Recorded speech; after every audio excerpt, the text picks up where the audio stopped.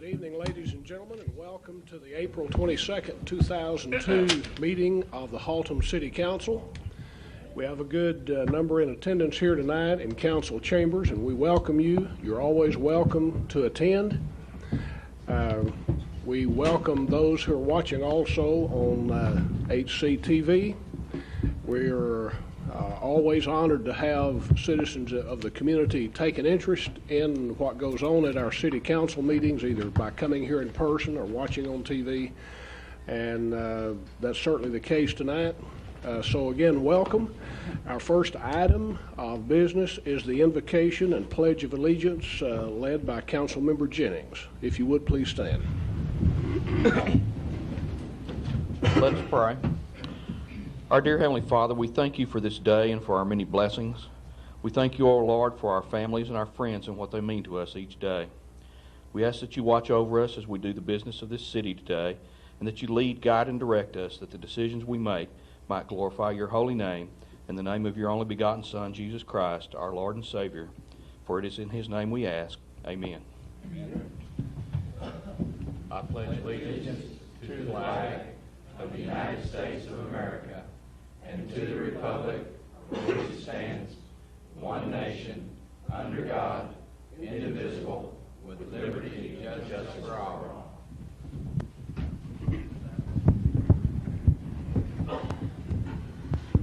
We begin our council meeting tonight following the invocation and pledge of allegiance by a very exciting presentation. Friend Burns, if you would come forward at this time. We're going to be making a presentation of awards to the Haltom City Senior Volunteer and the Volunteer of the Year and the recognition of all the nominees. Ms. Burns? Thank you, Mayor, and thank you for letting me come again this evening to recognize these very important individuals. I'll try to be as exciting as I can. Sorry. Every year, at least since I've been here in 1987, we have selected a city representative to be our Volunteer of the Year for Haltom City. And the process is we ask for nominations from all the residents, anybody that knows volunteers here in the city, and we form a committee of residents, and they select from the nominations both a overall Volunteer of the Year, and a Senior Volunteer of the Year. And this year we had 6 nominees. And what we'd like to do to recognize all of them, because of course they can't all win, but they do some very important work, is to have their nominators come to a council meeting and read what is written about them. And there are a couple of them that I did not hear from, but I still would like to tell you what they've done. The first individual is Mark Wilson. Mark is the chairman of the Haltom City Fire Services Board. He's also a very active member of St. Luke's United Methodist Church in Haltom City. Mark's first concerns are a great place to live. He works as a full-time firefighter as well as runs his own business in Haltom City. Mark has made Haltom City his home and takes a vested interest in making it a great town. And that was written by Amy West. We have a certificate from Mark, and we'll make sure that he gets that. The second individual is David Stapp, and I did not hear from him. Is he here? He was nominated by Nelda Parker, and Nelda couldn't make it this evening either. But let me tell you about David. David, a member since 1999. David possesses a kind of self-sacrificing dedication that makes a truly great volunteer. Keeping family and church priorities in order, he gives numerous hours to the Crime Prevention Board and the Mobile Crime Watch team. He performs handyman jobs for neighbors, religiously attends meetings, and rides out with the MCW till all hours of the night. Perhaps his most valuable service to our city are his tireless efforts as MCW district liaison, planning Black Watch parties, uniting neighbors to share in his devotion to his cause. That is simply supporting our neighbors and working together for a better, safer community. The selfless charity, steadiness, and loyalty demonstrated by David Stapp is truly inspiring to everyone who knows him. And we thank David for his devotion as well. The next individual is John Williams, and not the John Williams that's sitting up here at the Diaz. Sorry, John. But a senior volunteer named John Williams, and I think he is here. So will you please come forward, sir? And he was nominated by the other John Williams, so we are going to have John Williams, council member, read the nomination for John Williams.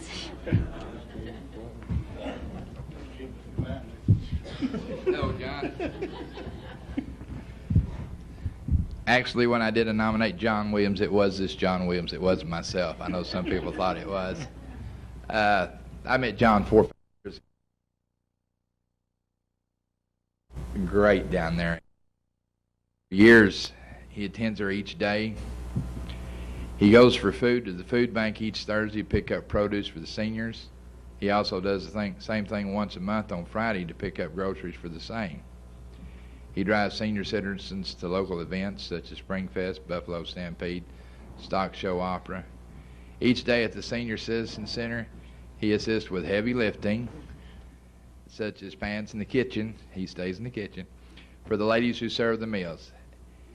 He also unloads weekly baked goods that are brought in and distributed in the center. He also lifts and carries boxes for the volunteer projects that the seniors volunteer for.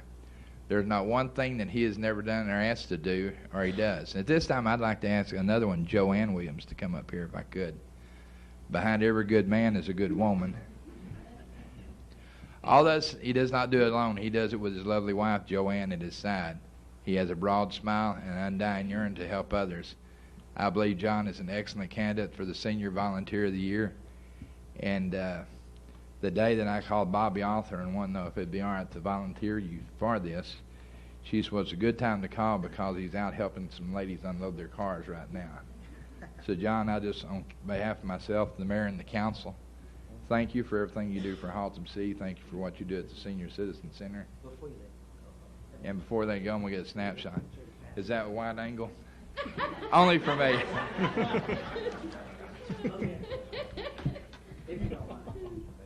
I guess Mr. Rawls is going to run up my speech here a minute. Thanks. Thanks, Trey. Here, I won't look as bad.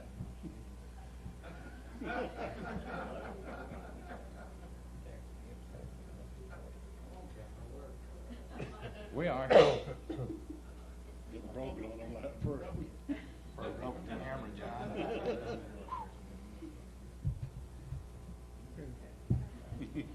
Anyway, thank you, Travis.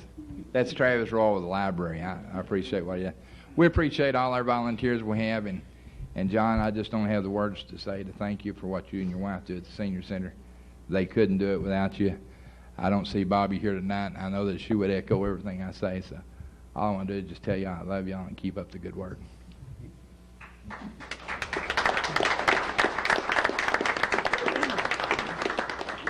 Go ahead and say something. It's your chance. I just appreciate being able to help people. Me too. This certificate is appreciation presented to John Williams for his volunteer efforts and contributions to improving the quality of life of the residents in the city of Haltom City. It's signed by the Mayor Calvin S. White, April the 22nd, 2002. Thanks, John.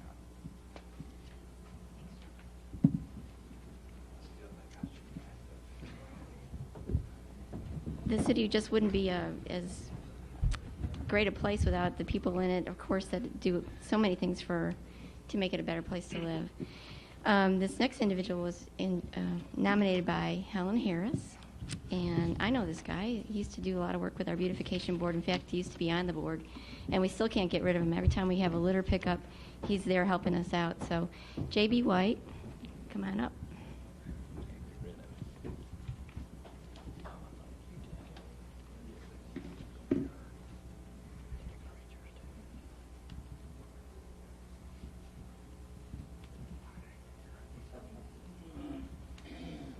My nomination was Jim White, and I nominated Mr. White because he has served on the Beautification Board, the ZBA Board, and he's not been officially a member of the Volunteer Service Board, but every time they have something to do, Jim's always there.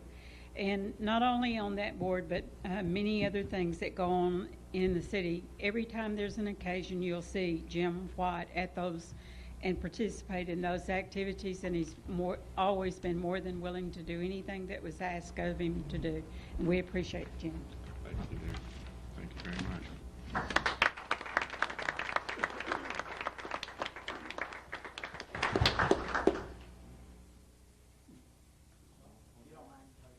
No, I don't mind hugging you.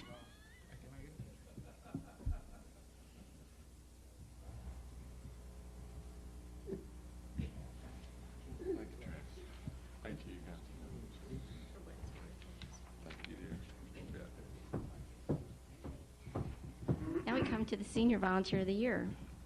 And he was nominated by several individuals from his church. And I wonder do you have a designated spokesman that would like to come up and read the nomination?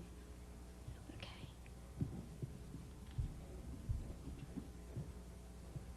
Are you Judy? Thanks for being here. Well, as she said, several people nominated. Maurice Jones, he works at the Need Center, and that's a food pantry on Beach Street. He also is a member of Care Corps. He takes people to the doctor's office and picks up medicine and runs errands, takes them to the grocery store. Anything where he's needed, they call him. And he also has several people that can no longer drive that he takes to church, and also retirees and to the Haltom City Senior Citizen. He takes an individual that can no longer drive. I think he's in his 90s, isn't he? And he also visits several nursing homes. And here he is. Thank you. Get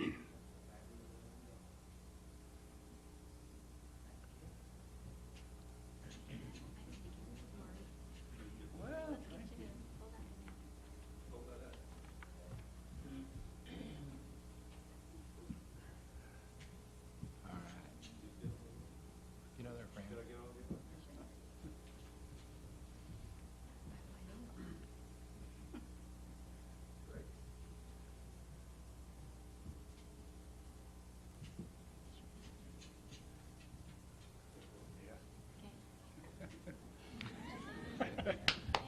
This is my famous brother who worked for the Star Telegram.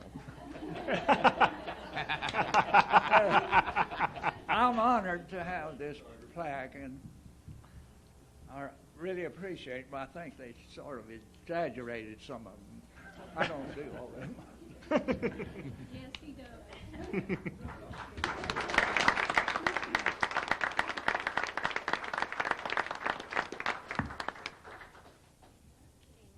Now we come to our overall Volunteer of the Year, and it's Patsy Sullivan. I've known I've known Patsy since I came to work here in 1987. She's just an outstanding individual, and it's about time she was selected as Volunteer of the Year. And I wonder if you could come forward, Mrs. Sullivan. And let's see, Bonnie Richards is here. She wrote the nomination for Patsy Sullivan.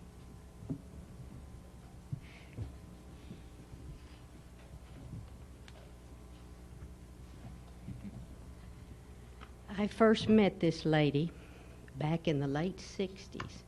I walked up to her house. She was on her hands and knees in the middle of a garage painting a homecoming poster for Haltom High School. And I don't think she slowed down since. This past year, she was very active in our bond election. She got signs together. She got people to put them up. She got them all together. She got monies. She managed the phone bank. She did just lots and lots of work towards that, and we were very grateful for all her work because our bond election did pass. She is vice chair of our library board in Haltom City, and in that capacity, she's always ready to lend the librarians or anyone who needs it a helping hand. She's head of our Citizens Awareness Committee, and in doing that, she has helped to put on luncheons for our council people and city officials to show them the library and how the library works. She also helped with the luncheon when the Birdville Independent School District librarians came, and they held workshops in our library. She every year graciously opens up her home for the library board and staff for their annual Christmas party. She was instrumental in getting our adult computer education courses started, and in also starting the creative writing contest that we now hold in Haltom City. She's a friend of the library. She works at Springfest. She works at the book sales, and she is very active in all phases of that. She's also an active church member. She's a member of St. Luke's Methodist Church, and she's active in her upper room class. She visits shut-ins. Patsy's kind of a soft touch. Every time you call her and ask for a favor, she always says yes, and then she looks at her calendar, but she always comes through for you. With her visits to shut-ins and helping in her Sunday school class with the lessons and things like that. She's a member of the Fort Worth Women's Club. I really don't know how she gets everything in that she does. She is active in the Crime Watch neighborhood program. She organized a watermelon dinner this year for all the neighbors and their Crime Watch. She has 2 lovely daughters and 5 grandchildren, and in her spare time, she and her husband Dana enjoy traveling. I'm not sure where that spare time is, but I was so grateful to the selection committee for the Volunteer of the Year that they thought that she should be elected to this or selected to the prestigious group of the Volunteers of Haltom City.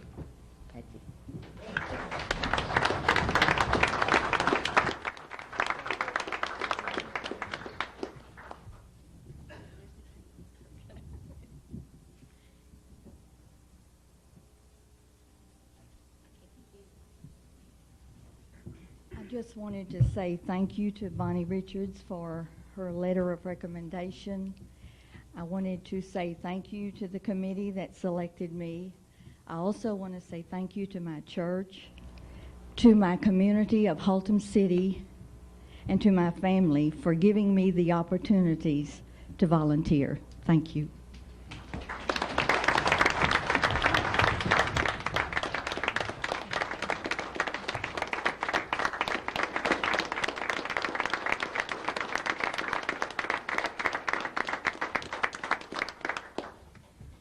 Again, we thank you for your time. And I just want to say we had 6 nominations this year, and I think for each one we probably could have gotten 10 more. There's so many volunteers in the city that don't ever get recognized, but we really appreciate everything that they do. Thank you very much, Ms. Burns, and our appreciation to all of our volunteers who were recognized here tonight. You are very important to this community, and the service you render is tremendously valuable. We come now to the consent agenda. We have removed item number 3. If you have an agenda and you're looking at it, and we'll take action on item number 3 separately, I will entertain a motion regarding item number 2 and item number 4. Councilmember Averett. Mayor, I make a motion we approve the consent agenda. We have a motion, Councilmember Markham. Second. Have a motion and a second to approve the consent agenda consisting of items number 2 and 4. If you would register your vote. And that passes by unanimous vote. Item number 3. Mr. Torres, would you like to introduce item number 3 while Ms. Guess is coming forward? Pat Elfrink, our finance director, is out of town at a 2-day seminar, and Sharon, Sharon, what's your last name? Guess is going to make the presentation for the council tonight. Yes, thank you. Thank you, Mayor, Council, and citizens. I would like you to turn to the first page of your report. It's the entitled the Monthly Council Report for General Fund 01. At the bottom of the page, you'll see page 1 of 7. If you will notice, the report has taken on a little bit different format. We have done away with the narrative in the report, and the format of the spreadsheet gives you your beginning fund balance. It gives you your current month, and then it gives you your total year to date and the percentage variance from budget.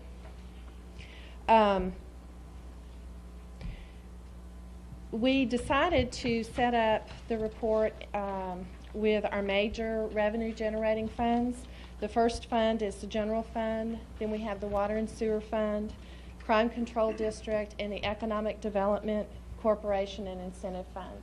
The remaining capital project funds, special revenue funds, debt service, they're all listed on the final page of the report. So if you'd like, we can go through the report and I'll highlight some major points. On the first page, under general fund revenue, under your taxes, you will notice that your city sales tax is slightly below budget expectations. That has been pretty well across the board, I would assume in the nation, but I know in Texas, in particular here in the Metroplex, that sales taxes are down, and that's due to the economy. Pat always tells me bad news doesn't get better with age, so I say that up front. But to offset that, on page 2, under fines and fees, you'll notice the court fines and fees and the warrants, Haltom City, that those numbers are significantly above budget, and we do anticipate that if the trend continues, that the two will offset one another. Other than that, revenues are pretty well consistent with budget. If you'll turn to page 3, we can look at expenditures. On page 3, the expenditures, again, are fairly consistent with budget. You will notice that some of the percentages in the far right column show that the expenditures thus far this year are above 50% of the year, which is what has transpired. The reason for that is some of our expenditures occur in the early part of the year, so it's a timing issue, where the majority of your expenditures occur in the early part of the year and leaving the remainder of the year for a smaller portion. So that's part of it. If you notice in the line item streets that is over budget, the Big Fossil Creek bank repair is falling in that particular department, so that would explain the variance there. On page 4, you'll notice our water and sewer fund. Under the water and sewer revenue, it is slightly below budget, but we haven't hit our dry season yet. Summer is usually our biggest revenue generating time frame, and we do anticipate that it will meet budgeted expectations. The percentage at this time last year is very similar, so there's not that much variance between the 2 years. On page 5, this is our crime control district. If you notice under crime control district revenue, there's a line item bond proceeds. That actual item was budgeted in one of our capital project funds, but the accounting, how we account for it, is a little bit different than the budget process. And so it was accounted for in this fund, but it's budgeted in Fund 97, which is a capital project fund related to this particular item. And then down under non-departmental, under your CCD fund expenditures, you see the transfer out, which offsets that into the capital project fund. On page 6 is the Economic Development Corporation and Incentives Fund. And again, it's pretty consistent with budget. And the final page, page 7 of 7, is all of the remaining funds, your special revenue, debt service, internal service funds, and your capital project funds. And again, this particular page highlights your beginning fund balance, your revenues, expenditures, and ending fund balance. And then the next 3 pages are the sales tax charts. and they are consistent with what we've done in the past. We left those in. And your final 2 pages are your investment pages, or your investment report that is required by law. And staff recommends that you accept the quarterly report. And I'll take any questions if you have any. Mr. Torres, any comment you'd like to make before we ask for comments from the council? Oh, we've tried to make this very easy to read document, certainly for the citizens as well as the city council, and just tried to brush over some things here, but we would love to answer any questions you might have about any particular areas. Members of the council, questions for Ms. Guess? Okay, there being none, we are in line for a motion regarding item number 3, the financial report for the second quarter. Councilmember Williams? Thank you, Mayor. I'd like to make a motion we accept the financial report for the second fiscal quarter as read, and I'd like to reserve a time to make a comment to Mrs. Guess when we're through also. Okay, Councilmember Averett? Mayor, I'll second the motion. Okay, we have a motion and a second. Councilmember Williams, your comment? Yes, I'd like to, before we take the vote, the audit committee met the other day. Councilmember Henderson, Councilmember Averett, and myself, and we worked with Pat Elfrink and Sharon Guess. And Sharon Guess works under Pat Elfrink, and during the transition time when we were searching for a new city manager, Pat Elfrink was working in the capacity of the interim city manager. And I would just like to let the citizens out here in the audience and VTV know that during the time that this was going on, Sharon Guest helped carry that into the department. And like I said a while ago about the Williams, behind every good man is a good woman. This lady is a take charge type person. We're very happy to have you on our staff.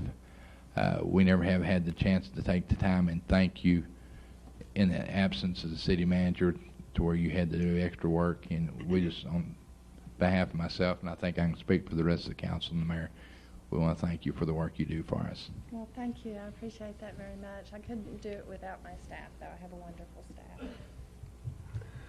Any further comments on the motion before us?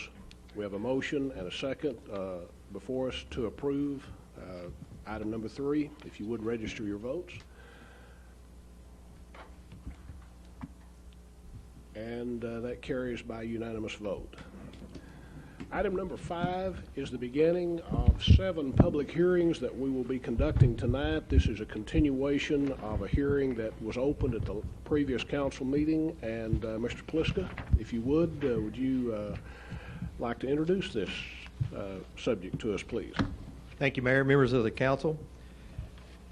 CU 27-01 is to conduct a public hearing and consider the application of Mr. Guy Levine for a conditional use permit to operate an auto paint and body shop on property zoned M2 Heavy Industrial District on Lot 1, Block 1, Holder Edition, located on the west side of Denton Highway, containing approximately 1 acre of land locally known as 5521 Denton Highway. This item was continued by the City Council at the April 8, 2002 City Council meeting. The applicant requested the continuance due to a family illness. A letter was read by the planning director, which was submitted by the applicant and dated April 4th, 2002. A copy of the request is enclosed. Mayor, City Council members, I do not see the applicant here this evening. Did you wish for me to continue with this item? Members of the council, what is your pleasure? Councilmember Williams? Mr. Pliska, have you talked with this gentleman, the applicant? No, sir. My staff made 2 attempts today to call him. We did not receive word. So we don't know if he's back in town or? No, sir. I do not have that information. Okay.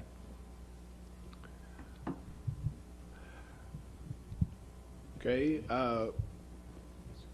Mr. Torres, would it be appropriate for Mr. Pliska to continue with this presentation in the absence of the applicant?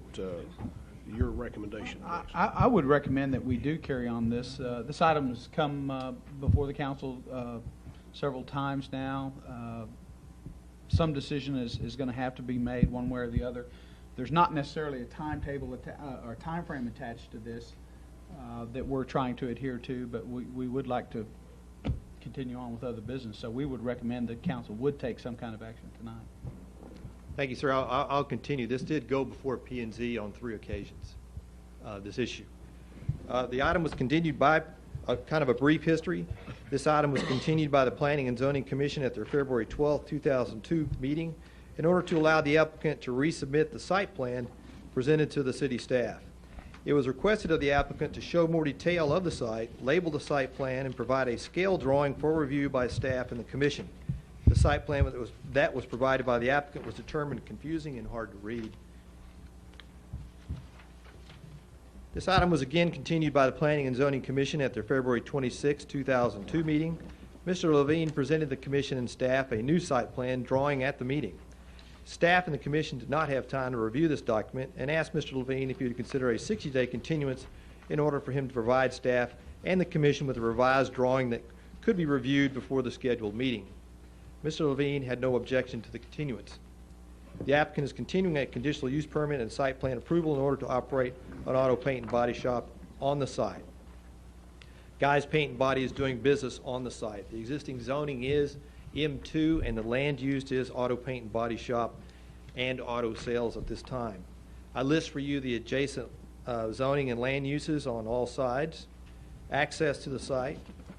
Brief analysis. The site is zone M2 and does not allow for an auto paint and body shop without a conditional use permit. The site fronts a state highway and is not surrounded by industrial zoning, so the applicant is required to obtain a conditional use permit. I list for you the legal notifications that occurred.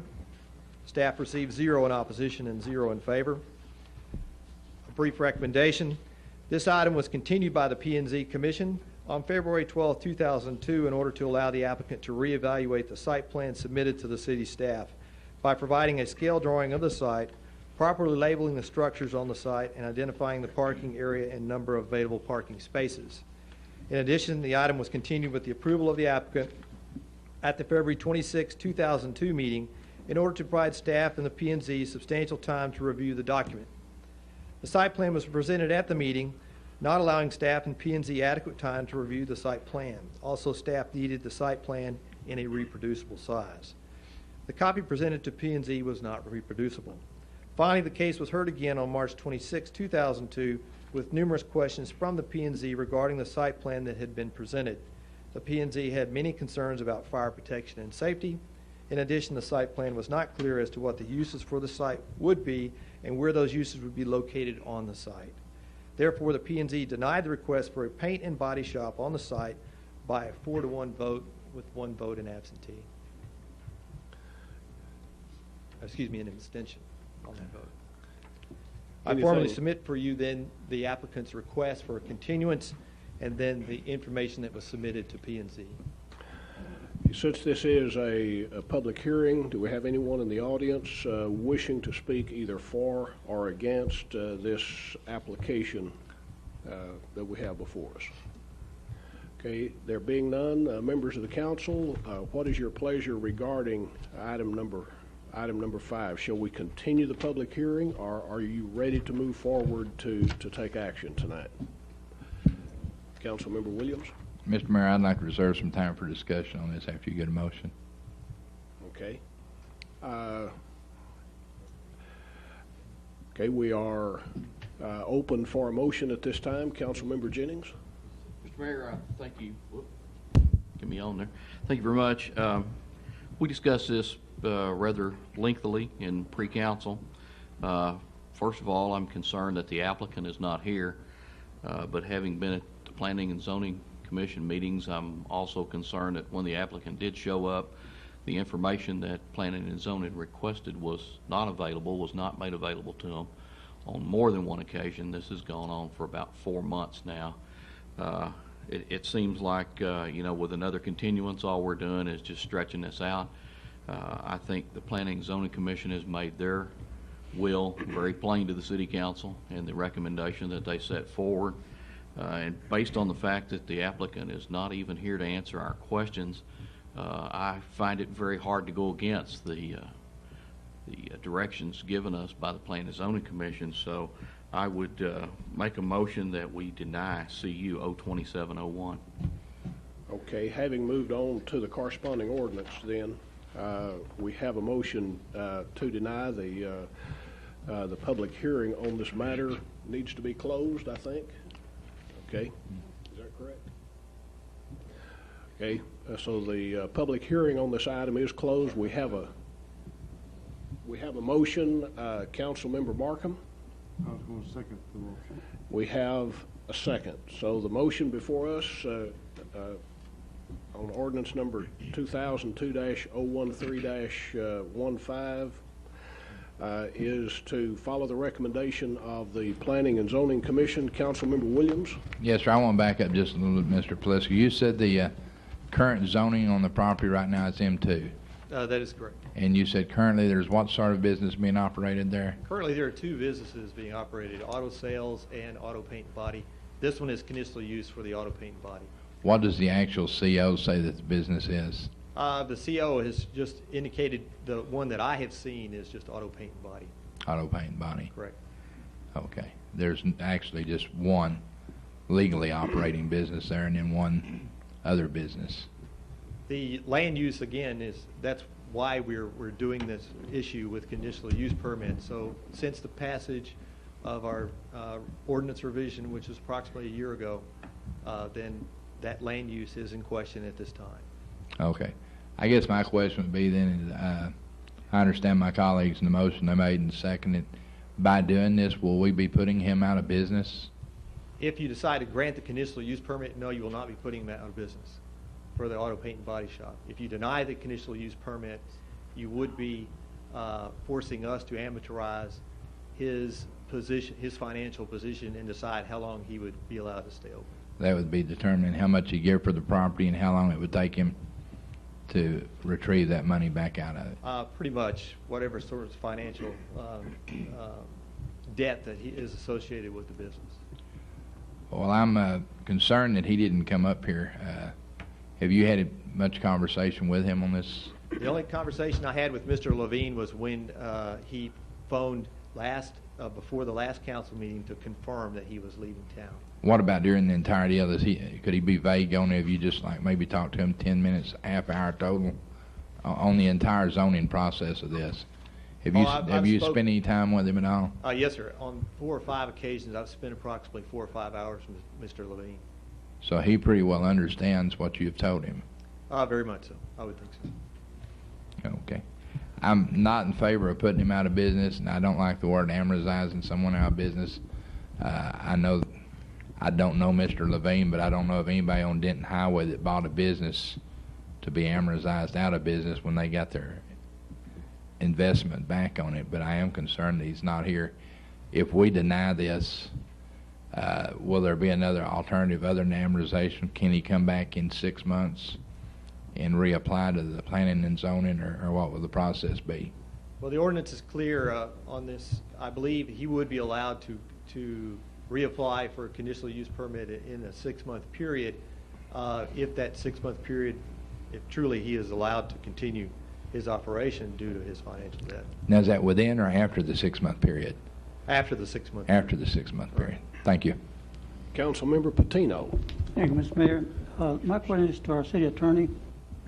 Mr. Haltom, did I understand you at pre-council that this council can actually send this gentleman back to start the process all new without having to wait 6 months?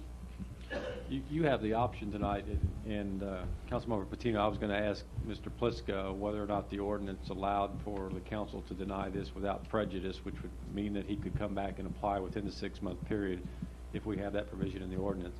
But assuming that we don't have that provision, the council has the option to return this to Planning and Zoning Commission to further develop it in if you think that would merit doing. But otherwise, your choices are going to be to deny this without prejudice, which would allow him to come back and apply any time, or if you just leave the motion on the table as it is to deny, then that would be deemed to be with prejudice, which means he would have to wait 6 months to come back and reapply. And to address this so there's no misunderstanding, if the vote is to deny this application, then he has no right to continue operating because he does not have proper zoning, and he would have the ability to go to the Board of Adjustment to seek an extension of time to continue operating if he can show that he has not recouped his investment. But that would be his duty to do, and until he made an application, he would be operating illegally and be subject to being ticketed on a daily basis. Well, I, for one, my understanding that this gentleman been operating his business out there for over 20 years. Is this correct? It is my understanding, yes, sir.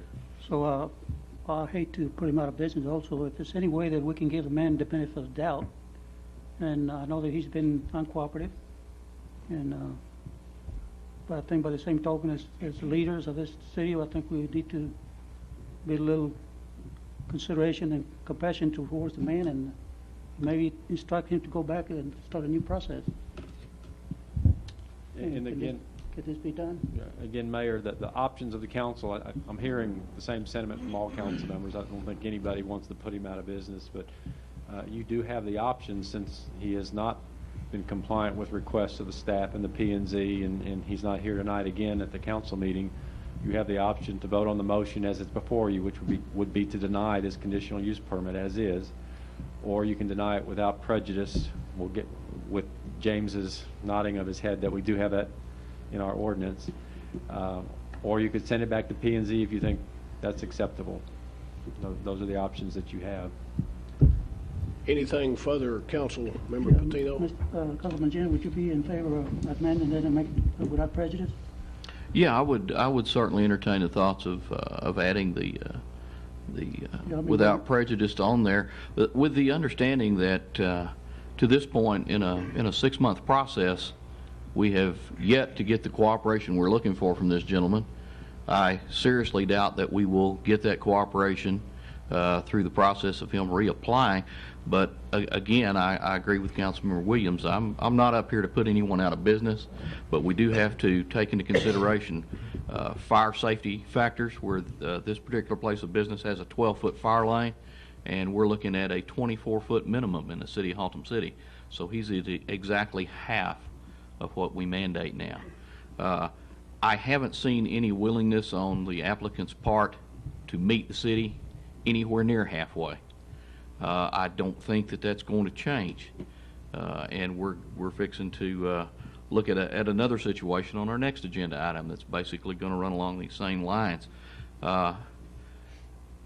Were I picking between the two, I would pick the paint and body shop. So yes, to answer your question, I will amend the motion to state without prejudice, and we will give this gentleman one last opportunity to get this thing right with the city of Haltom City. Thank you. Thank you, Mayor. We have a motion on the floor, I believe, and who seconded that motion? I did, Mayor. Will you accept? Yes, I will. Okay. Councilmember Hurley, I believe you have a comment. I was going to ask Councilman Jennings if he would amend his motion to without prejudice, but Mr. Patino asked him the same thing. Okay. Councilmember Williams. That was one of the things I think we all had a light on for the same object. For the same thing. But I would like to have some kind of pressure into this, that he knows what's going on. Like Councilmember Jennings says, this has been going on for 6 months. I think if my livelihood down on Denton Highway depended on what this body did, that I would be here tonight. So I would like to find out, not for myself, but staff may want to find out why he wasn't here, and make sure that when this does come up, that he does know, and then at that time, we won't have a problem saying, well, I didn't know about it. Certainly. So I'll go with what the council's. The motion before us is to deny this request without prejudice, right? And if there's no further discussion, gentlemen, I'd like to ask you to register your votes. And that carries by unanimous vote. And hopefully by us denying this without prejudice, we'll move Mr. Levine forward, get his attention to the need to cooperate with what staff is requesting. Thank you, Mayor. Anything? I think I'll go personally and have a visit with him. That may help to see what the problem are. Apparently there is some kind of communication breakdown. I could not imagine he wouldn't show up tonight, but we'll find out what happened. Okay, the action we have just taken on item number 5 is to consider Mr. Levine's application for a special use permit to operate an auto paint and body shop. Item number 6 is follows very closely with that. This is to consider the same gentleman's application for a conditional use permit to operate not a paint and body shop, but an auto sales facility on that same piece of property. And this is a continuation from this hearing is now being continued from our previous council meeting. Mr. Pliska? That's true, Mayor, and due to the nature of the zoning of the property, he is allowed to apply for both conditional use permits. And this item is, again, as you stated, is to continue to conduct a public hearing and consider the application of Mr. Levine for a conditional use permit to operate an auto sales facility on property zone M2 Industrial District, Lot 1, Block 1, Holder Edition, located on the west side of Denton Highway, containing approximately 1 acre of land locally known as 5521 Denton Highway. Again, without rehashing everything, just let me, if I could, just submit a brief analysis, and then I'll be glad to answer any questions. The site is zoned M2 and does not allow for an auto sales facility without a conditional use permit. The site fronts a state highway and is not surrounded by industrial zoning, so the applicant will be required to obtain a conditional use permit. On the submitted site plan, the applicant has not indicated a sales area, landscaping, or public parking. In staff's opinion, the site has a limited capability to conduct auto sales. This site is also being considered for an auto paint and body shop. This dual-use purpose would be better suited on a much larger piece of property. There is limited ingress and egress onto the facility. In addition, there is a very limited area for display of autos for sale. Again, this issue went before P&Z. The P&Z Commission voted unanimously, this was unanimously, to deny the request for an auto sales facility at this site because the site has limited area for display of sales, vehicles, and parking for customers. Okay, since this is a public hearing, do we have anyone in the audience wishing to speak either for or against this request by Mr. Levine to operate an auto sales facility on this property at 5521 Denton Highway? Either for or against? Okay, there being none, I will close the public hearing, and gentlemen, I move now to the corresponding motion. Councilmember Hurley. Mayor, I move that we uphold the recommendation of the P&Z board and deny this request. Is there a need to address the with or without prejudice issue in that motion, Mr. Attorney? No. Okay. The councilman made his motion the way he wanted to. I don't think it needs to be without prejudice, because I don't think we've gotten his attention yet, and I think the feeling of the P&Z was that it should not be operated there, and I think the rest of the council agrees with this. Okay. I just wanted to be sure that I understood the motion in view of the previous motion. Councilmember Patino. Thank you, Mayor. That is for a second. Okay, Councilmember Avery. That was for a second, Mayor. Councilmember Jennings.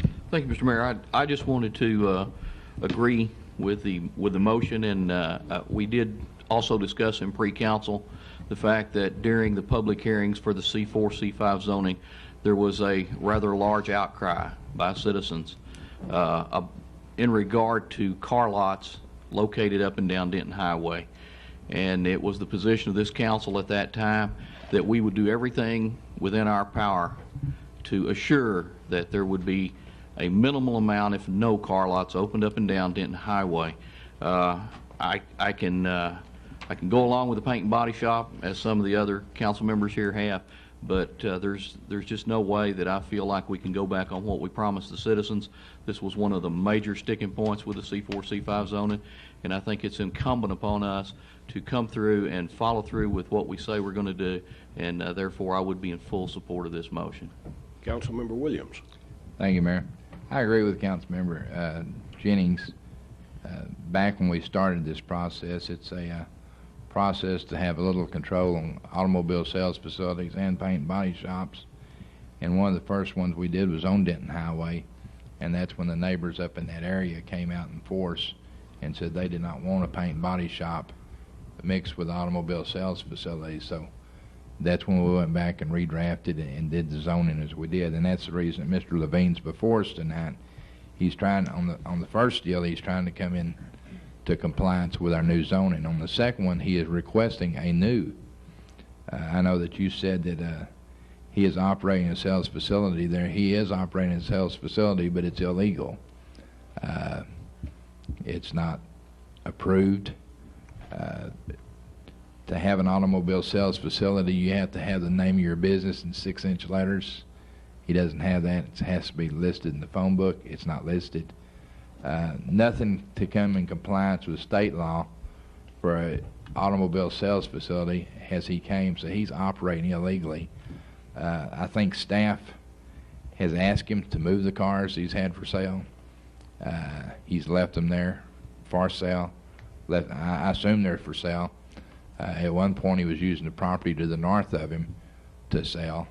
And we had some neighbors back to the east of Denton Highway there that were very adamant about not wanting him to have a sales facility there. They never complained about the paint and body shop.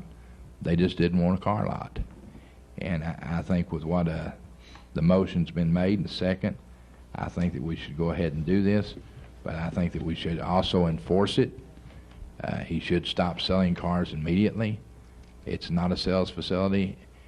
We talked with the fire chief, and he says that it's a hazard for those cars to be parked out there, blocking the fire lane. It'd be a safety hazard, not only to Mr. Levine, for any of his customers and anybody working for him. So I'm in agreement with doing that, but I would also like to have him cease the sales facility immediately. I don't know if we can do that, Counselor.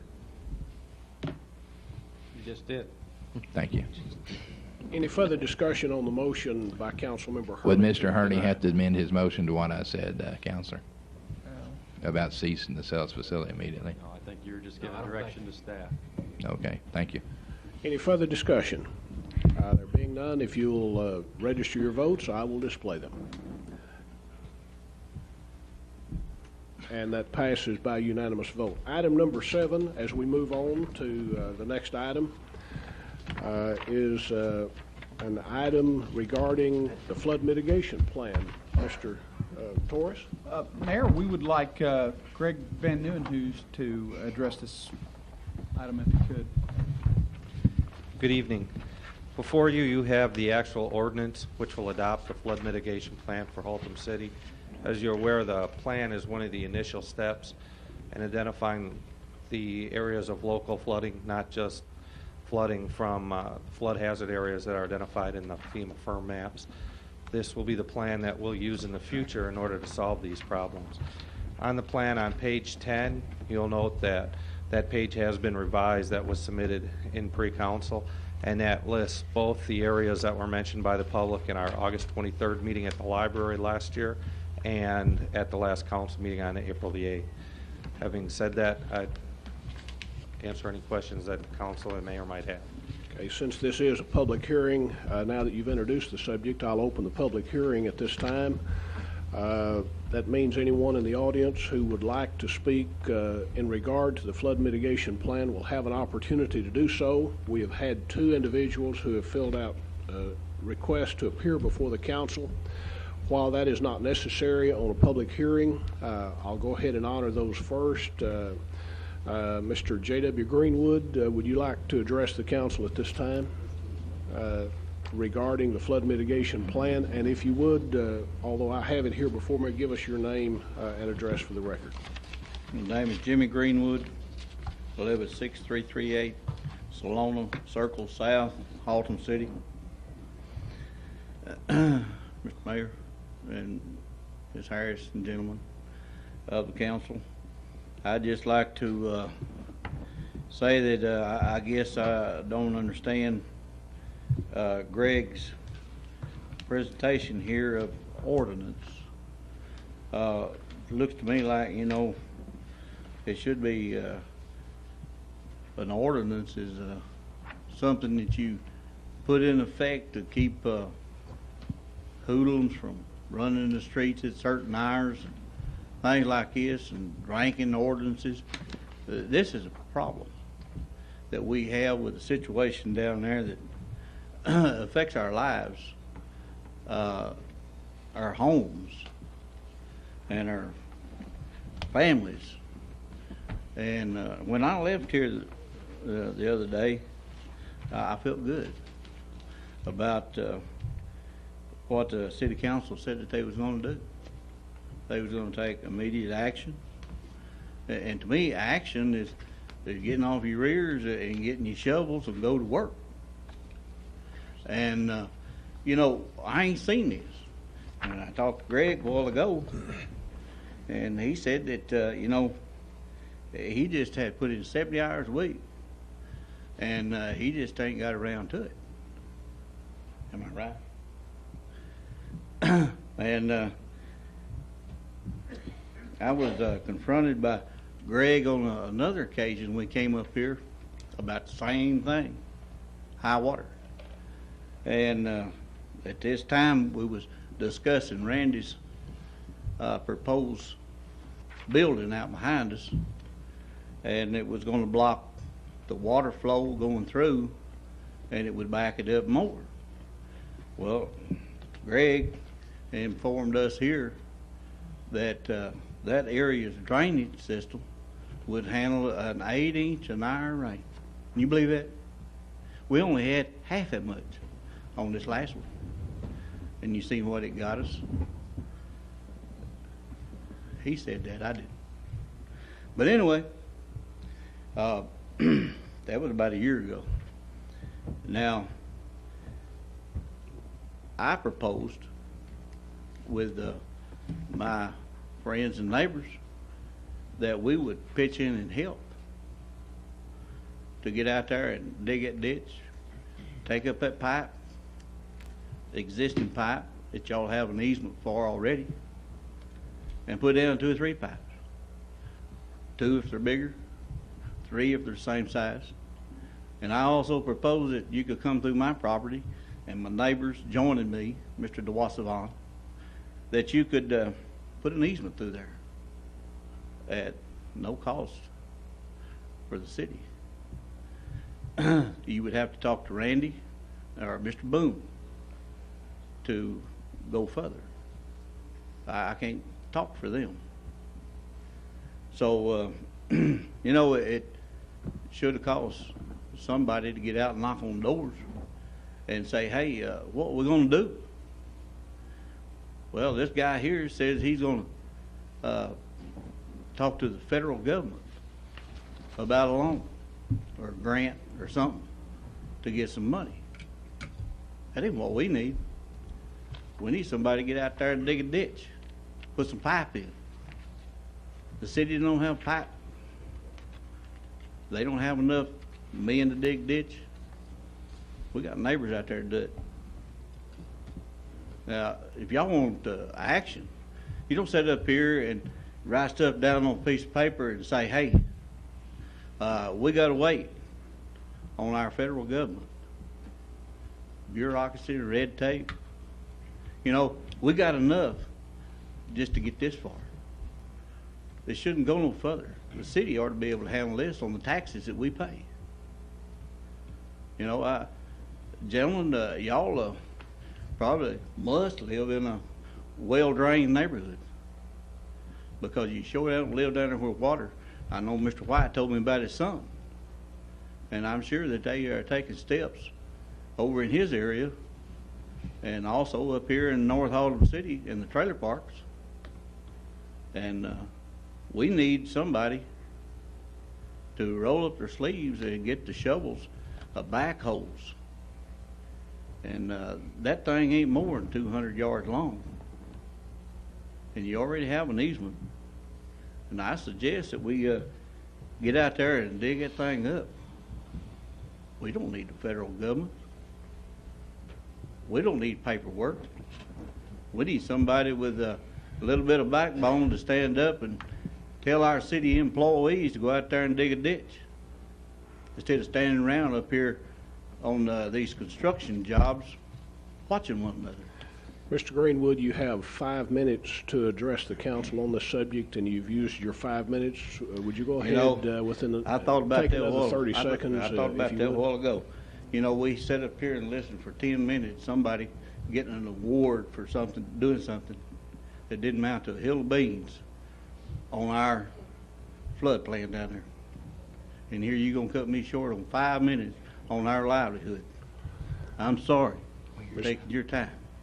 Mr. Greenwood, you're always welcome to come down and address the council on this issue or any other issue. This 5-minute time limit is something that is imposed not only on yourself but on all citizens who appear before the council. And with that, we will move forward in regard to this. Councilmember Patino, did you have something in particular before I ask Mr. Torres? I want to ask our city engineer a question.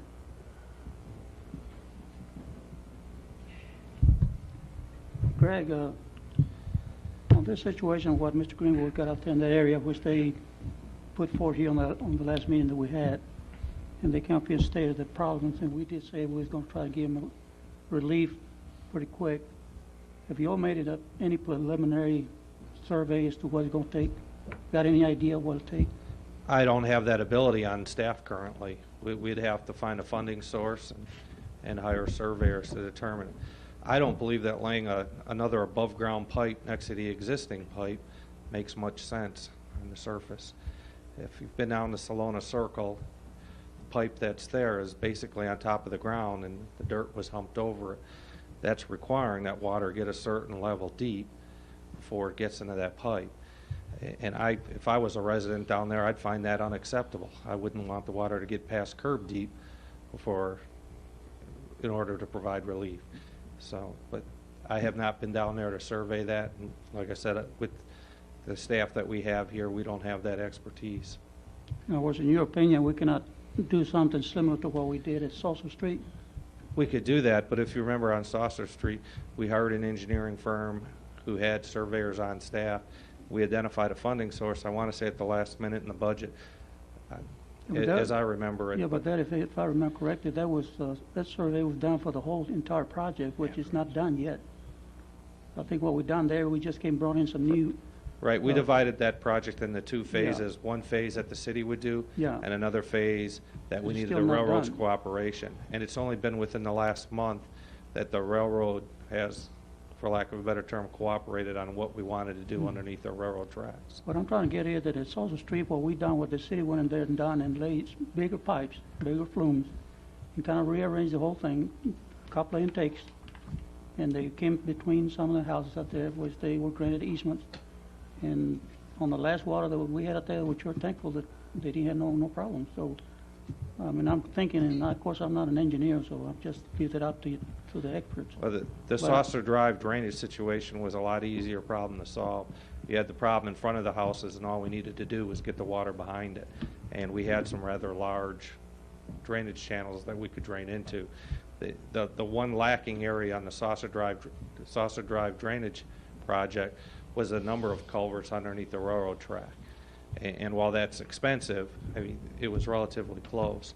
The problem over here is once you get the water out of the subdivision, out of the Salona Circle area, you have to cross the rear yard of quite a few commercial entities that are real deep lots on Midway. From speaking with some of the Midway property owners, they would like to have the ability to tie into any type of drainage structure that's behind their property. So the drainage structures would need to be sized so that we wouldn't have a backup. It wouldn't do much good to let those commercial entities, when they develop, use all the capacity such that the residential property owners in Salona Circle would be back in the same boat that they are now. Thank you.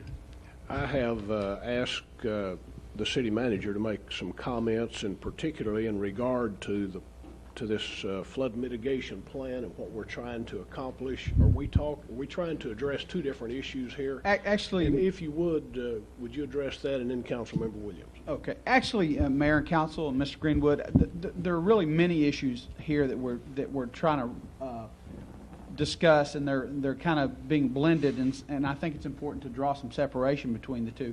The flood mitigation plan is simply a document that's intended to be used to obtain future federal funding assistance on some of the projects. The Salona Circle project is very likely not one of those projects that we will be pursuing federal funding. I think it's also important to know that since the last meeting, Greg and I have been out there and reviewed Salona Circle, as well as the other areas around town that have experienced flooding over the last couple of months since I've been here. I've personally been out there since Greg and I have met. I agree with Greg that it's not just as simple as going out there and digging a ditch and resolving the problem. I think we have to be very careful that we don't move a problem from one place over to another place. I really do believe, like Greg, that it's going to require some engineering of it to really determine what the correct fix is. And I really believe that the correct fix is not going to be a very cheap measure.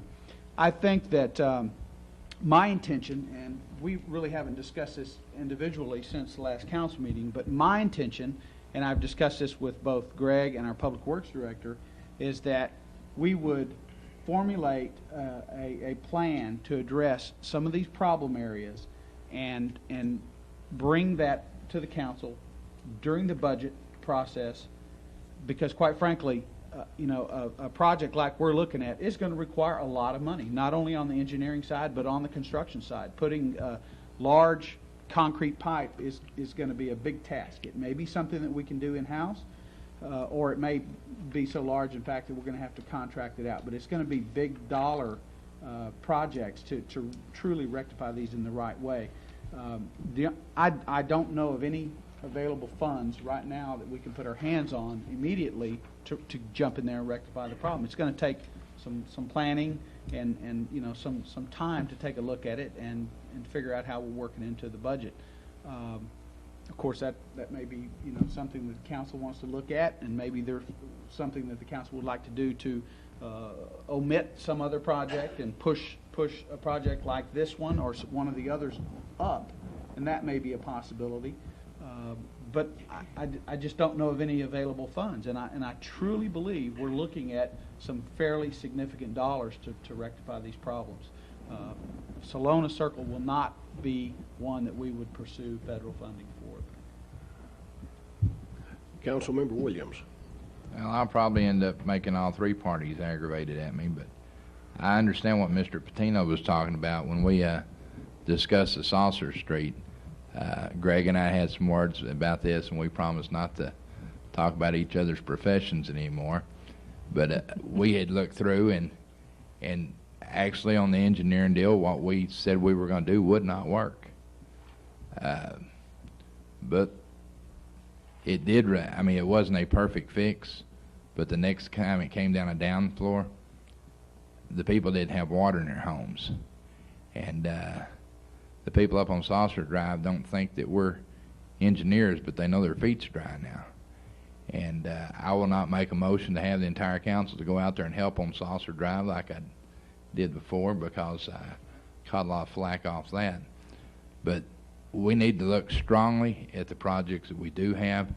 I thank Mr. and Mrs. Greenwood for coming out. I know they're representing their whole neighborhood. They had a mob here last time, and I'm sure they're talking in favor of the entire neighborhood down there. But if I lived on Salona Circle, and I have people up here in the mobile home park that came before us that live in Euless wanting to sell their property to us, I think my priority is on Salona Circle. And if this puts water out on the properties on Airport Freeway, if they're vacant properties, we've got some people down there in the south right now that have some vacant properties that have water on them, but they don't have homes on them that their families live in. So if we have to pick between one or the other, I would rather flow the water on those properties until we can get a fix, because I don't want Mr. Greenwood coming back up here in another month and telling me about water being 3 or 4 foot deep in his house. And if we don't get this cleaned out, if we don't, possibly the city manager and the city engineer can go back out and figure out, a Band-Aid. I'm not talking about something that's costs hundreds of thousands of dollars, but we got to relieve that water that's coming through there. I've been here for years, and I wasn't aware there was a water problem on Salona Street, and I'm glad y'all brought that up. But I would like to see a city staff come up with something and work with Greg. And I know Greg doesn't want water in your house either, and to see if there's something that we can put some relief on that water to get it moving somewhere to where it doesn't move into your house until we can get it fixed. Councilmember Jennings. Thank you, Mr. Mayor. Question for our city manager. Richard, you mentioned that this would take a sizable sum of money. Could you put a figure to that, 100,000 or greater? Oh, that's a stretch for me because I'm not an engineer, but I think that wherever we take that water away from Salona Circle needs to be put underground. Now, Greg and I never got to the point of discussing what size pipe we're talking about. Quite frankly, I'm not sure what direction it would need to go, but Greg jump out there with me with a dollar amount. I can only hazard a guess at this point, but if I had to guess, I'd say 100 to 200,000. I know that's a huge range, Okay. but that's just a guess at this point. Now, that's to fix it right. I understand. And that's fundamentally what we want to do. I understand. And We talked last time that we were here about the possibility, Mr. Fowler said that he had some property, that he certainly wouldn't mind channeling some water in that direction if in fact it took some of the water off some of the other property that he had there. And that there was a possibility of tying into this commercial land. You mentioned that, you know, if we did that, they would probably want to put some of their own water in there too, with the understanding that this is all flowing downhill. It all starts up on the north end of town, and by the time it gets down there, you know, it's grown exponentially. So, you know, if we don't put the water underground, then if we just move it, we're creating a flood in some other area that we don't have one now. Is that correct? Exactly, and that's my concern too. As the city manager indicated earlier, we have a problem now, and I don't want to get in this situation where we have a problem, we solve this problem and flood somewhere else. I don't know what our liability potential is. Obviously, I don't like the residents of Salona suffering as they're currently suffering. I'd like to solve the problem once and for all. If we can do it a Band-Aid, do it in a two-step process, kind of like what we did on Saucer Drive, I think that would work well. I don't know if a two-step process will work in this situation. If we're talking 100 to 200,000 to fix this properly, how much money are we talking to get an engineering study done to determine if in fact we can even do a two-step process? What kind of engineering money are we talking to get this thing started? 10, 15,000? That might even be on the high side. Gary's right here if we wanted to. Right. My guess would be 8 to 10. Well, I don't want to end up 2 months from now back here with another 3 feet of water in these people's houses. I don't think we can go down there with a bulldozer and start moving dirt around and really accomplish anything if we don't have some type of plan formulated here. We're going to have to take an educated guess at the best possible solution that we can get for the money, keeping in mind that we don't have $250,000 or so that we can throw at this. But we've got to get started somewhere, and I think that we can squeeze $8,000 out to get an engineering study somewhere to get the ball rolling on this and see, you know, exactly where we are, and an idea for where this money could possibly come from is the suit that we're potentially settling with Texas Electric, where the city's going to get some funds that we hadn't planned on, you know, getting at this time.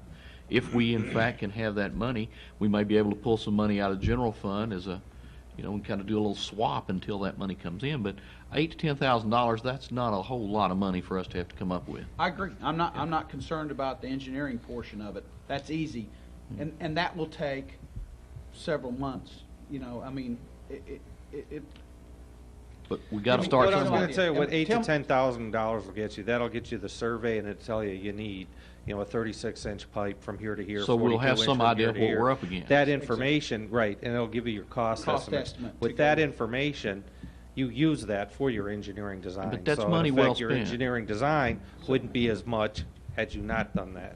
and then assuming we determine that over the next couple of months through the engineering study.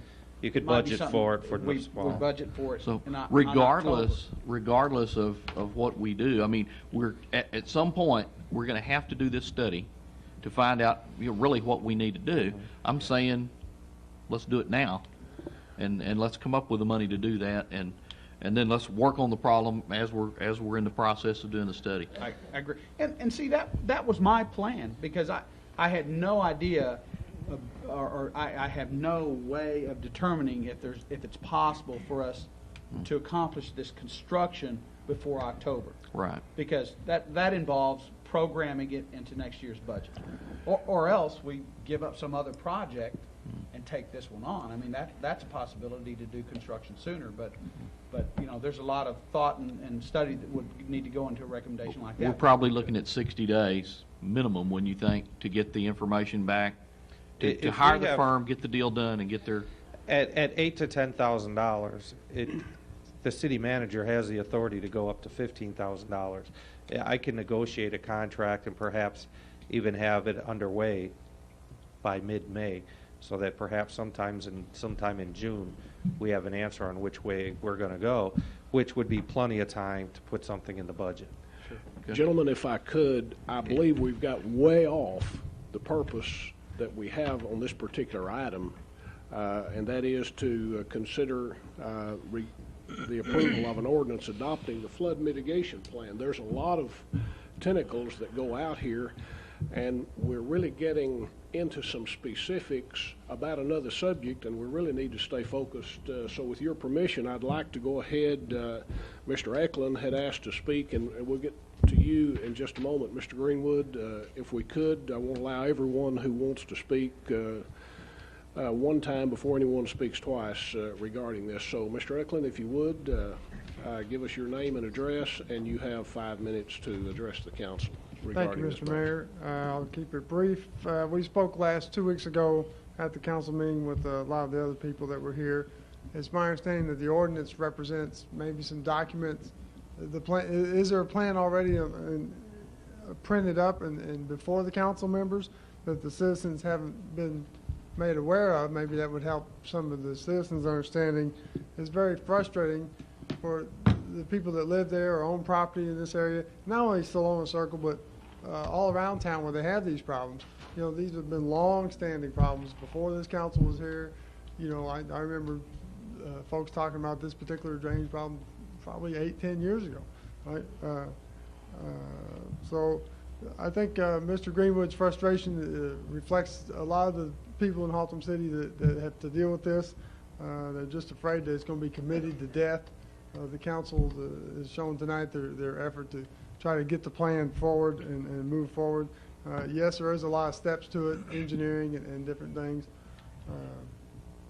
The plan, I believe, goes all the way across the city. I think that we should all remember that it's here and it's there, and it's a lot of places you don't even think about. The citizens 2 weeks ago addressed some of that. I'm concerned, again, it's a specific thing, let's not drop too much water in that north-south channel, because we'll flood the properties on Monita. Mr. Greenwood, Mr. Fowler, and the current outlet that are there, they're all the things that can be addressed for that specific problem. I think it's incumbent upon the city to keep in mind the maintenance of the channels. Okay, I know our staff has done a tremendous job in the last 3 years in bringing that forward, and thank goodness it was done as well as it was last time, or we'd be talking about a whole different situation now. Just a few years ago, we had regular maintenance challenges that were causing water to back up when it shouldn't have. Okay? So if the city staff will continue to be diligent in their efforts there, I think they'll also help the Band-Aid problem while we move forward. So I appreciate the staff's effort. We're all concerned about the neighborhood down there, and we're just trying to keep it before the council. And I think it's important that we vote tonight in support of getting the plan adopted and moving forward. And whether we get federal funds later on, that's fine. But I think it's important that we pass this thing that's before the council tonight. Thank you, Mr. Eklund. Councilmember Hurley. Mayor, I'd like to call for a point of order, because the issue was the flood mitigation plan. This other thing has come up as a sideline of it, and I would move that we discuss the Salona flooding plan after we go ahead and hear the flood mitigation plan. Get back on order. That point is well taken, Councilmember Hurley. Remember, our purpose here tonight is not to talk about Salona Circle specifically. The item posted on the agenda has to do with the flood mitigation plan. And we can talk at a later time at a following council meeting specifically about that, or address that at a later time. So the point of order is well taken, and Councilmember Hurley's point is being upheld, and we're ready to proceed now. The purpose of what we're doing is to get public input on the first reading regarding the approval of this ordinance to adopt the flood mitigation plan. So the public hearing is still open. Anyone else in the audience wishing to speak regarding the flood mitigation plan? We're not talking, please remember, about specific areas like we got off into a moment ago and got off chasing a rabbit trail a moment ago. If you would, come forward, you up here, sir, if you will, and give us your name and address for the record regarding the flood mitigation plan. I'm Bill Hines. My address is 20 Donald Court in Hurst, Texas. I do own property in the Skyline Mobile Home Estates. And I think that just because I live in Hurst does not mean that my property is not important to me in Haltom City. But I think that in order for, we've had a lot of people in the park, since I served as president of the board out there, we've had a lot of people to ask us what is in the plan. And it was my understanding that we were coming tonight to hear of this proposal that you're talking about to maybe help the whole situation all the way down. And we would like to be able to tell the people when they call that that's what the plan is to help the whole situation rather than one particular area. Okay, you want to respond to this gentleman? I agree with you, sir, that the document is intended to address flooding problems throughout the whole community, not any one individual part. And it's like I mentioned earlier. I mean, this is a document that the city is going to have to adopt to have in its hand before it goes down and prioritizes all of these problem areas around the community and determines which one they want to go pursue federal funding for. We're going to have this document. So the document isn't necessarily going to say we're going to do this and this, but it's just a general planning programming that will be used to get more specific later. That's what I needed. Right. Thank you, That's sir. it. Thank you very much. And the lady back on.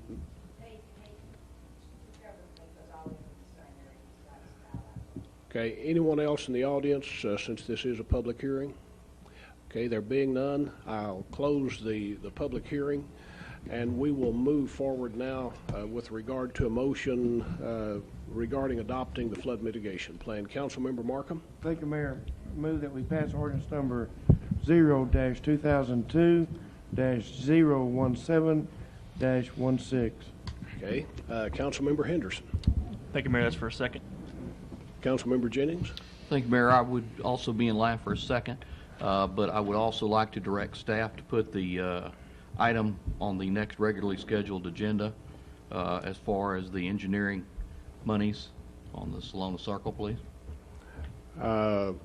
That doesn't need to be included in the motion. No, it does not. I wouldn't think Mr. Torres understands the intent of the council in this regard. Yeah, in fact, if we can keep the dollars where it's been discussed tonight, it won't even require coming back to the council for a contract. That'd be fine. I'll just proceed with that, and Greg and I will try to get that one off and running so we can get some numbers soon.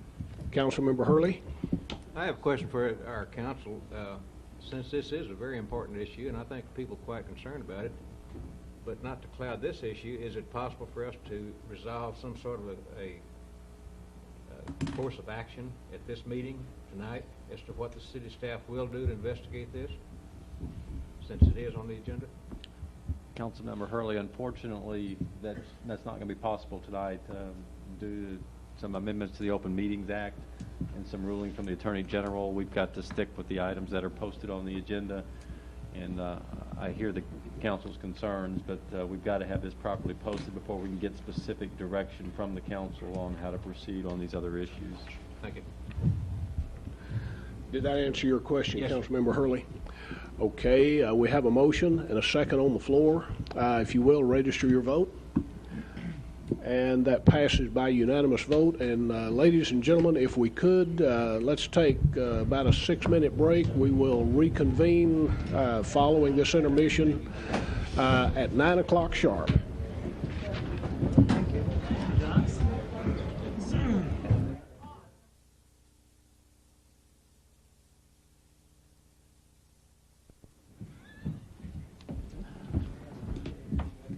Ladies and gentlemen, we're called back to order after taking a much-needed 10-minute break. We come now to item number 8, and Mr. Pliska, I believe you're going to introduce that. This, too, is a public hearing, and I'll open the public hearing after you've made your introduction. Thank you, Mayor. Members of the council.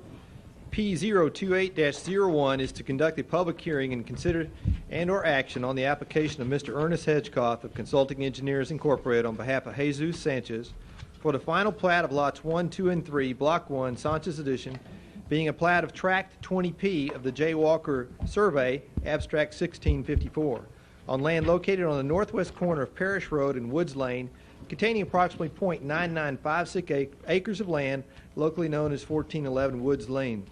Briefly, Mayor and City Council, this is a residential plat involving 3 lots, one tract subdivided into 3 lots, and I'll just briefly discuss P&Z's recommendation on this. The P&Z Commission voted unanimously to recommend approval of P-028-01 to the City Council at their meeting on April 9th, 2002. With this recommendation, however, and what is following will be the variance to request this, is that denial of the request for the variance for the sidewalk requirements and curb and gutter requirements.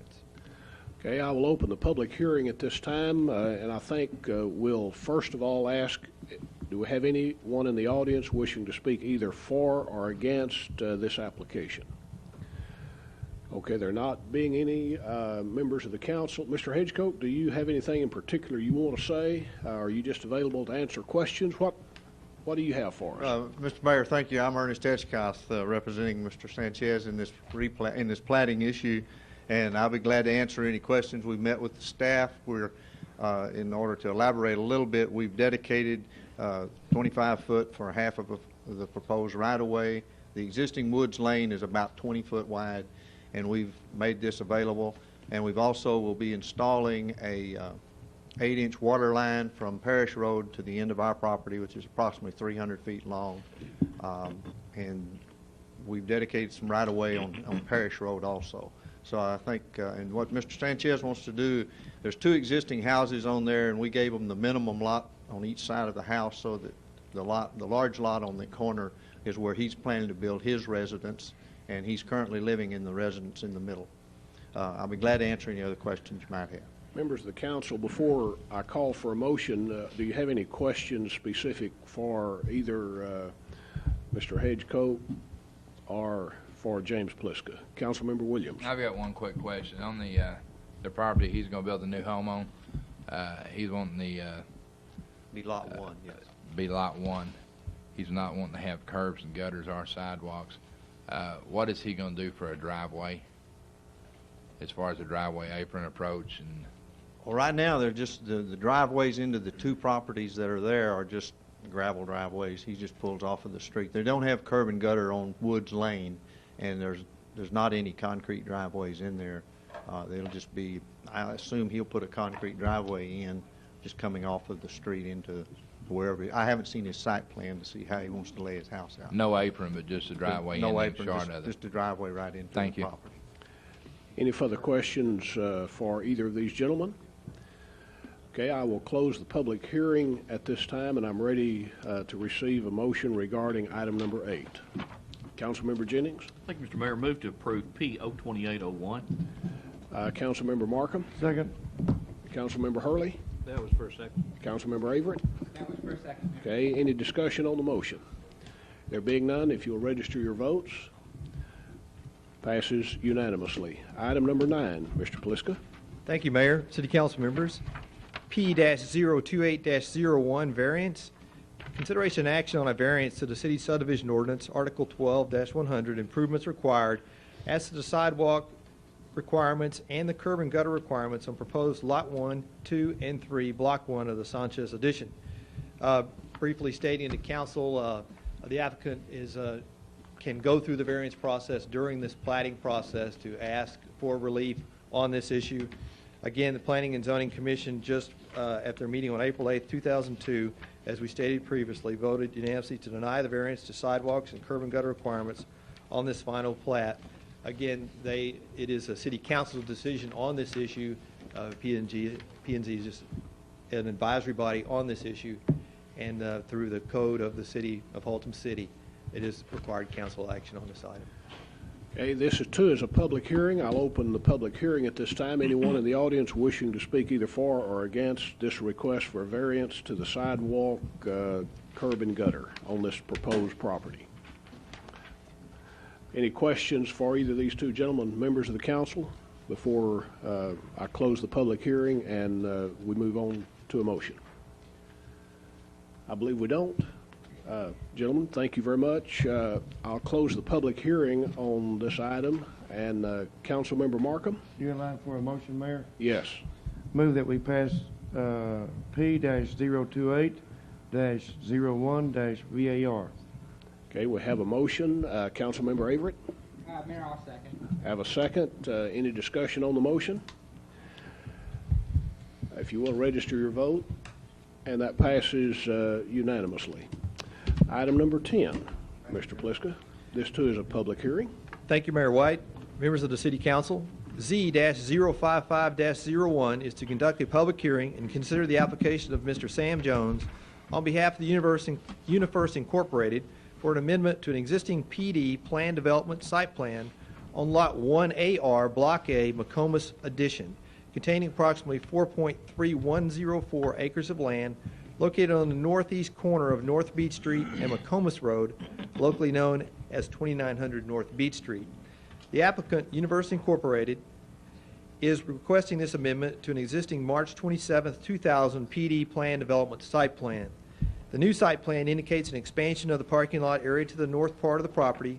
The request is to provide maneuvering space and parking for a school bus. UniFirst participates with the Saginaw School District on a training program for special education students. Okay, I'll open the public hearing at this time regarding this request made by UniFirst. Anyone in the audience wishing to speak either for or against this particular request? Okay, there being none, I will close the public hearing at this time, and we'll move forward to the corresponding motion. Councilmember Henderson. Thank you, Mayor. Move to approve ordinance 0-2002-018-15. Councilmember Hurley. That's for a second. Okay, we have a motion, a second. Any discussion on the motion? If you will, there being no discussion, let's register your votes, and that too passes by unanimous vote. Item number 11, our final public hearing tonight. Mr. Thank you, Mayor White. Members of the City Council, MW-001-02 is to consider the application of State Fair Foods Incorporated for a variance or waiver to the Mason requirements of ordinance number 095-015-15 on Lot 1R, Block 1, Hollow Tree Development, being on the southeast corner of Meacham Boulevard and North Beach Street, also known as 3900 Meacham Boulevard. State Fair Foods is requesting a variance for a small building on the west side of the facility to be used as a security checkpoint. The building will provide shelter for the security personnel assigned to monitor the area. If acceptable, hardy board siding would be the exterior material used. The building will be painted to match the existing facility. It will have a concrete slab foundation, composite shingled roof, and will be landscaped. State Fair Foods is requesting the variance on the grounds that the new building will be located 150 feet off North Beach Street and will not be visible from the street due to the landscaping that surrounds the outside of the facility. Okay, we have the presentation made. I'll open the public hearing at this time regarding the request for variance on the masonry requirements for State Fair Foods. Anyone in the audience wishing to speak either for or against this item? There being none, I'll close the public hearing at this time. And gentlemen, I'm ready for a motion. Councilmember Jennings. Thank you, Mr. Mayor. Move to approve MW-001-2002. Have a motion to approve. Councilmember Markham. Second. Have a motion and a second. Mayor, if I could get Councilmember Jennings to specifically incorporate into his motion the findings that are on page 2 of the staff report. I think it's a requirement of your ordinance that those findings be made. So if you'll just reference the fact that you are making the findings from page 2 of the staff report, I think that would be sufficient. So moved. A second? Second. Okay.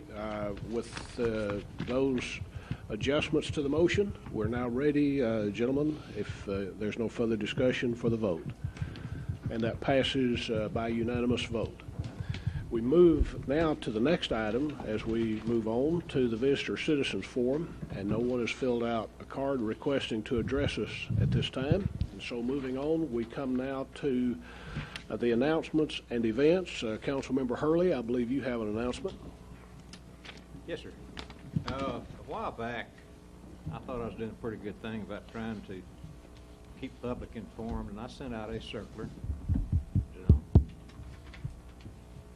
I sent out a circular listing about 4 or 5 things that the citizens could look forward to, like since the bond fund election passed, and repairs of streets and construction, and a new central fire station on Meadowbrook Drive. Well, this is a typo. I'll have to confess I made a mistake. We're not going to build a fire station in Fort Worth. And the street should be Meadow Oaks Drive. But that's my mistake, and I'll fess up to it, but I'm still proud that the city's moving forward with all the bond election and all the progress that's being made. And I'd like to congratulate the citizens, the voters, and the city staff for a job well done. Councilmember Henderson. Thank you, Mayor. I'm going to have an announcement for the Haltom Senior Center, the Volunteer Appreciation Luncheon. It's going to be Friday, April the 26th, 2002, between 11 and 1 at the Senior Center, and that's 5000 Bernice Street. There will be entertainment and food. And if you would, please respond or make your reservations by the 24th. Call 817-834-8021. Thank you, Mayor. Councilmember Markham. Thank you, Mayor. Library Director Rodney Bland has informed me that our library will be closed Wednesday and Thursday of this week. That's the 24th and the 25th. They need to do some in-service training for the library staff. We're sorry for the inconvenience and for the short notice. But again, our library will be closed the 24th and the 25th, Wednesday and Thursday of this week. Thank you, Mayor. Okay, and I have one brief announcement, and Councilmember Williams, we put him off to last. He told us earlier he had about 30 minutes worth of announcements, so if you'll permit me to take about 30 seconds, we'll get into that 30-minute announcement section period, Councilmember Williams. I had the opportunity this last Thursday to participate with the Northeast Tarrant County Association of Realtors with their community relations team, who sponsored an annual house painting project here in Haltom City down on Gage Street. This was a great opportunity for me to see what these folks do and the care they had given to this particular piece of property. There were about 25 realtors. They filled a big dumpster, a commercial type, big, long, 25 or 30 feet long dumpster, completely full of brush and other items, and completely replaced a lot of wood and screens and doors and that type of thing. And we appreciate them coming into Haltom City. And this was identified by Care Corps, and I think one of our volunteers tonight represented that organization.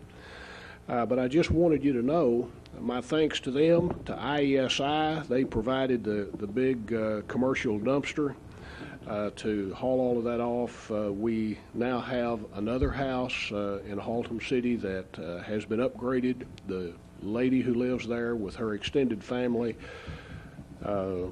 were so appreciative and were well deserving of this. So if you get a chance, you might stop by and look at the house, maybe even visit with the lady at 5008 Gage Street.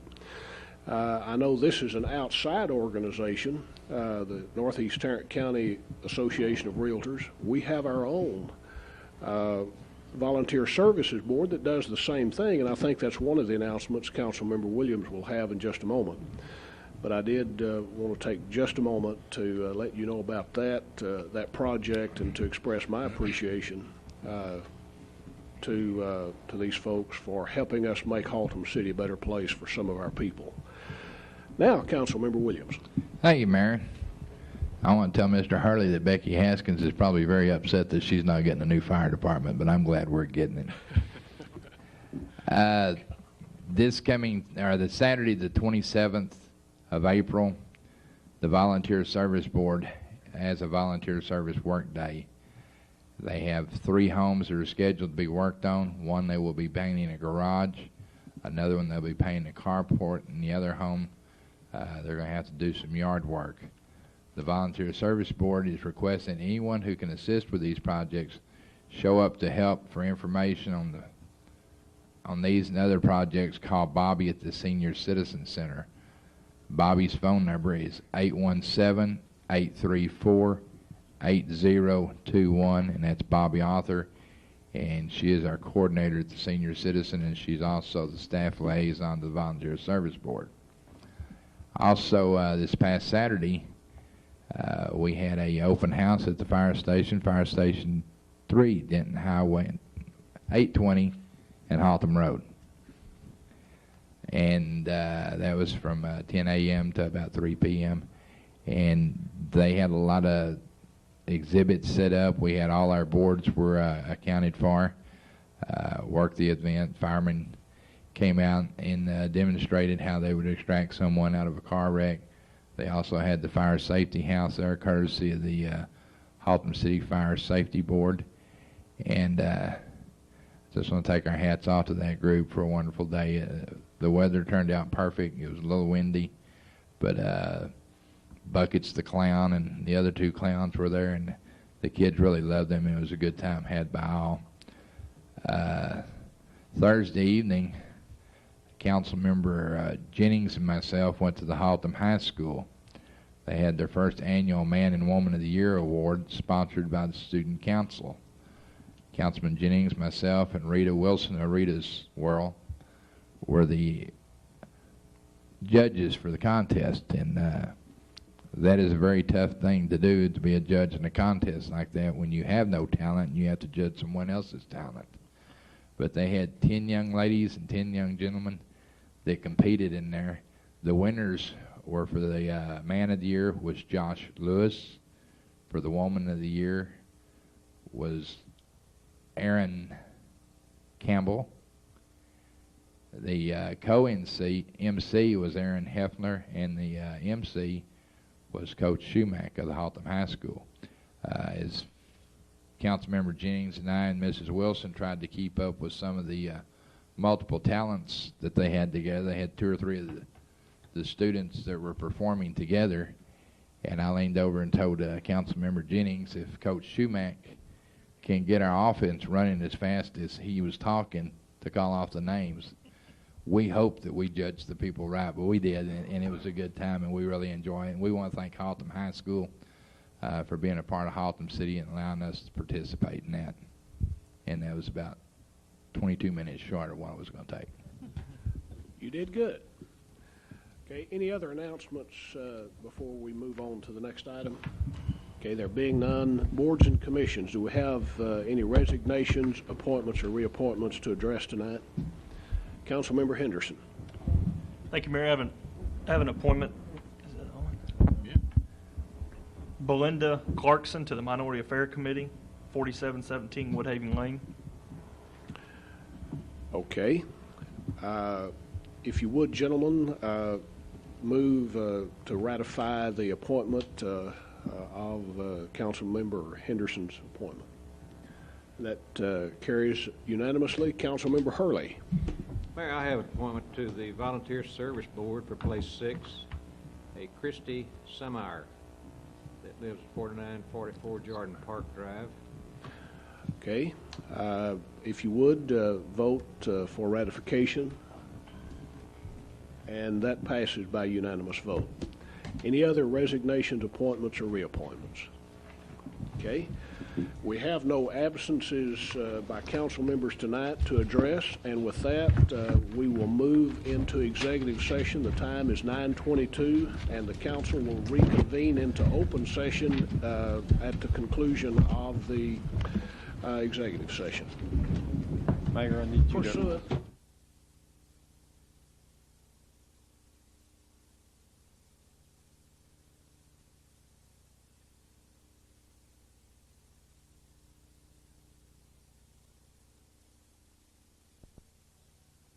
It's 10:27. We are reconvened into open session. There was no action to be taken on any item discussed in executive session. Therefore, all items on the agenda having been addressed, we stand adjourned.